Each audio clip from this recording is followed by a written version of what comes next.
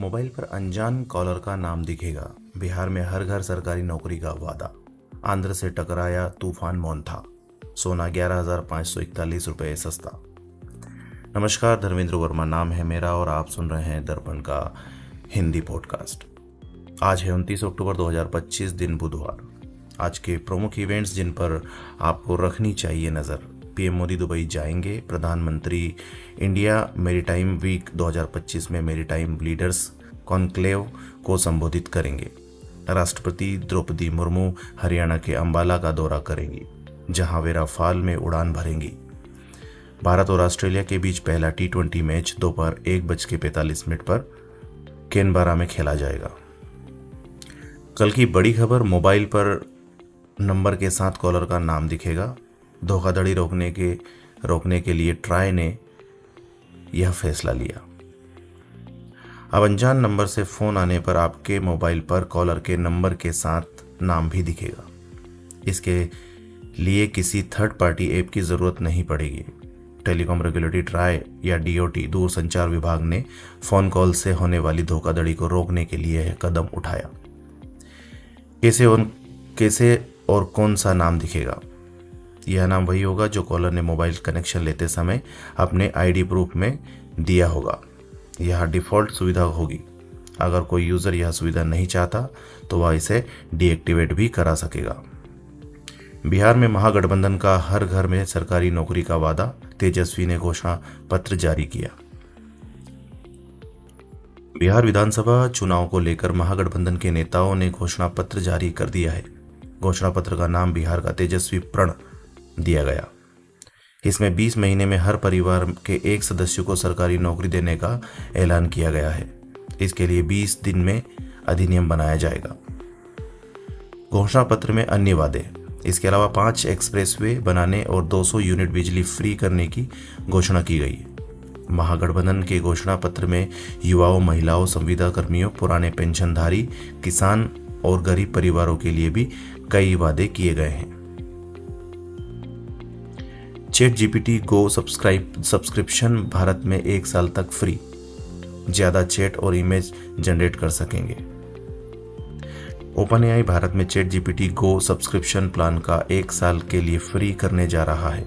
यह ऑफर 4 नवंबर 2025 से भारतीय यूजर्स के लिए एक्टिव होगा। कंपनी का कहना है कि भारत उसका दूसरा सबसे बड़ा, सबसे तेज बढ़ने वाला मार्केट है।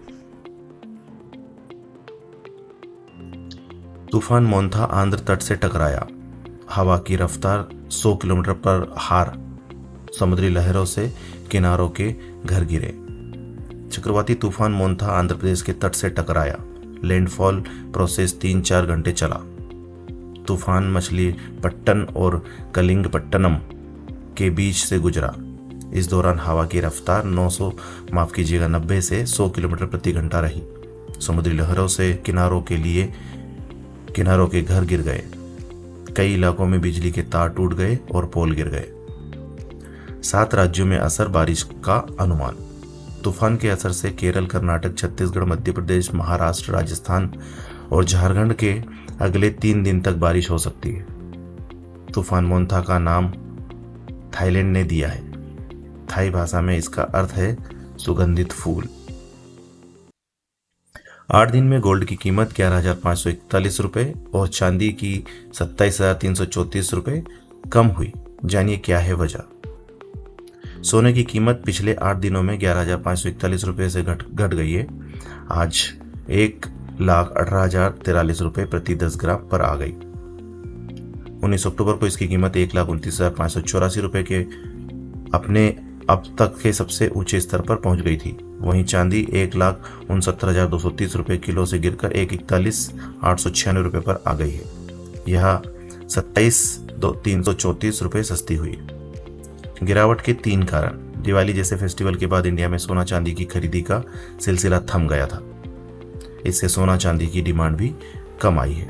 सोना चांदी को सेव हेवन माना जाता है, यानी मुश्किल वक्त में लोग इन्हें खरीदते हैं और ग्लोबल टेंशन के कम होने से इसमें गिरावट आई।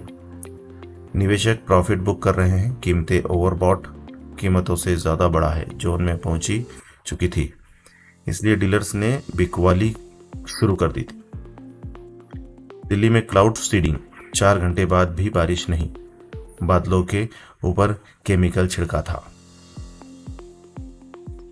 दिल्ली में प्रदूषण कम करने के लिए क्लाउड सीडिंग का दूसरा ट्रायल हुआ। विमान ने खेकड़ा, बुराड़ी और मयूर विहार इलाके में 6000 फीट की ऊंचाई पर बादलों में दोपहर 2 बजे केमिकल छिड़का। आईआईटी कानपुर और दिल्ली सरकार ने बताया कि ट्रायल के 4 घंटे के अंदर कभी भी बारिश हो सकती है, लेकिन बारिश नहीं हुई।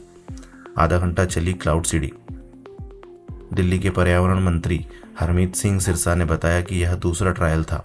इस दौरान 8 फ्लेयर्स छोड़े गए, जिनका वजन 2 से 2.5 किलो था। प्रक्रिया करीब आधा घंटा तक चली। एप्पल की मार्केट वैल्यू पहली बार $4 ट्रिलियन पार, ये भारत की जीडीपी के बराबर। एप्पल का मार्केट के पहली बार 4 ट्रिलियन यानी 335 लाख करोड़ के पार पहुंचा है। यह आंकड़ा भारत की जीडीपी के बराबर है। आईएमएफ के मुताबिक भारत की जीडीपी अभी $4.13 ट्रिलियन यानी कि 364 लाख करोड़ रुपए है। समय देने के लिए धन्यवाद।